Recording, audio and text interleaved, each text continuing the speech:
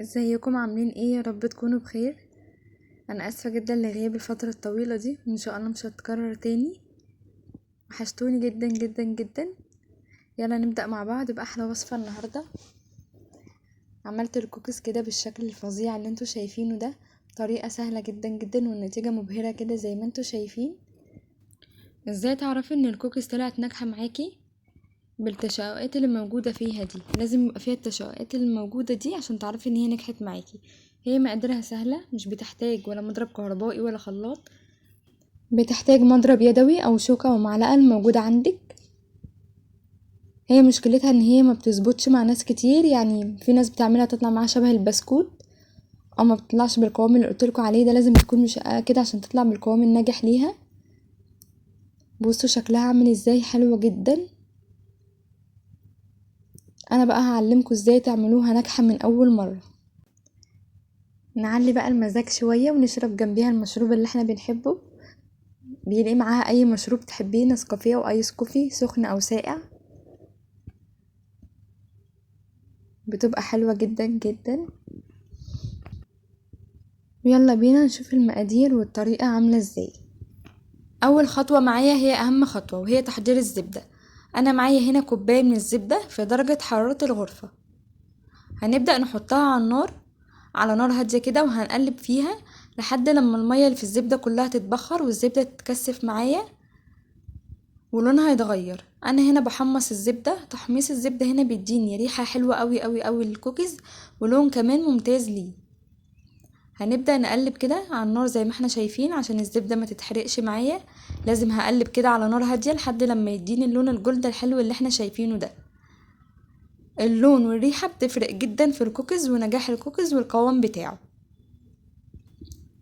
ده اللون بالظبط اللي انا محتاجاه في الزبدة. هنسيبها تهدى بقى ونحضر الخطوة التانية. معايا هنا سكر بني وهننزل عليه بالسكر الابيض، وانا كاتبالكوا المقادير بالظبط في صندوق الوصف. طيب لو انا ما عنديش السكر البني بنعمل ايه؟ في ناس بتجيب السكر الابيض وتخلط عليه معلقتين من العسل الاسود وتخلطهم مع بعض لحد لما يديني السكر البني كده، هيبقى باللون والشكل اللي انتوا شايفينه ده. لو ما عندناش، مش متوفر عندنا، كده كده احنا خطوة تحميص الزبدة دي هتدينا اللون الحلو للكوكيز، فمش محتاجين السكر البني. ممكن في حاجة ممكن نستبدله بالسكر الابيض عادي جدا. هبدأ انزل بالزبدة كده بالشكل ده، ودي اهم حاجة، البهاريز الزبدة دي اللي هتدينا اللون والطعم الحلو قوي للكوكيز. وهنبدأ نمكسهم مع بعض كده، وبعدين هنزل عليهم ببيضتين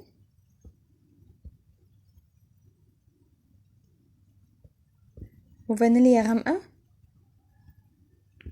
وهنقلبهم مع بعض زي ما احنا شايفين بالشكل ده.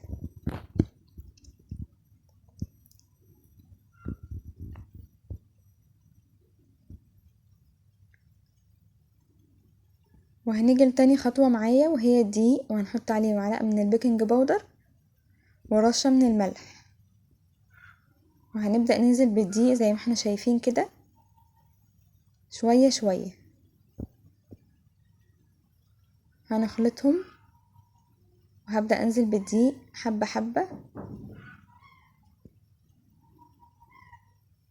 وهنبدأ نعجن بإيدينا.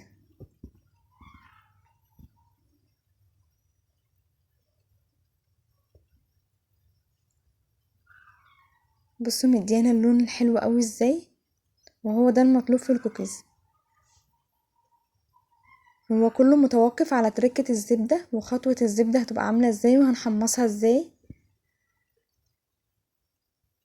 معايا هنا بقى تشوكلت، معايا تشوكلت شيبس المتخصصة للكوكيز، ومعايا تشوكلت عادية وتشوكلت مطبخ، خلطتهم كلهم مع بعض حوالي 250 جرام. هبدأ انزل بيهم كده على عجينة الكوكيز كده زي ما احنا شايفين بالشكل ده، وهخلطهم كويس قوي.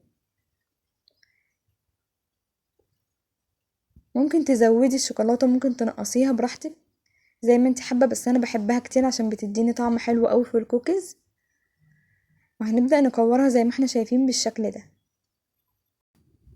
بصوا هنا المقدار اللي انا عملته عمل معايا 28 قطعة. وبعدين هندخلها التلاجة مش اقل من ساعتين، ممكن نسيبها يوم كامل مفيهوش اي مشكلة. ممكن كمان نخزن الكوكيز بعد ما تتجمد في التلاجة، بنشيلها كور كده وقت ما تحبي تعملي بتطلعيها تهدى شوية وتدخليها الفرن على طول. ده شكلها بعد ما جمدناها، بصوا شكلها عامل ازاي. طبعا هي مش هتفضل بالحجم ده لما تدخل الفرن، تبدأ تفرش مني، فانا ببدأ ان انا اوسع لها مكان كده زي ما احنا شايفين بالشكل ده. هندخلها الفرن من 15 ل 20 دقيقة على حسب الحجم اللي انتوا بتختاروه. هنرفعها كده من تحت، واول لما نلاقي لونها اتغير من تحت يبقى هي كده استوت معانا. يلا بينا ندخلها ونشوف شكلها زي ما احنا شايفين كده طالعه حلوه ازاي. بصوا هنا شكلها عامل ازاي، شكلها حلو جدا، لونها حلو قوي.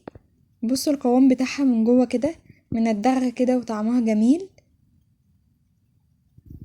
حلوه جدا جدا جدا، طعمها حلو، ريحتها حلوه قوي قوي قوي. ريحتها اصلا وهي نيه كانت قلبه البيت، فما بالكم بقى وهي مستويه كمان.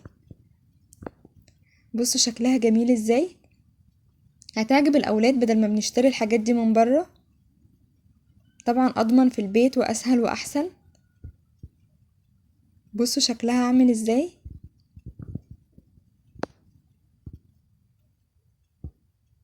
يا رب الوصفة تعجبكم، جربوها،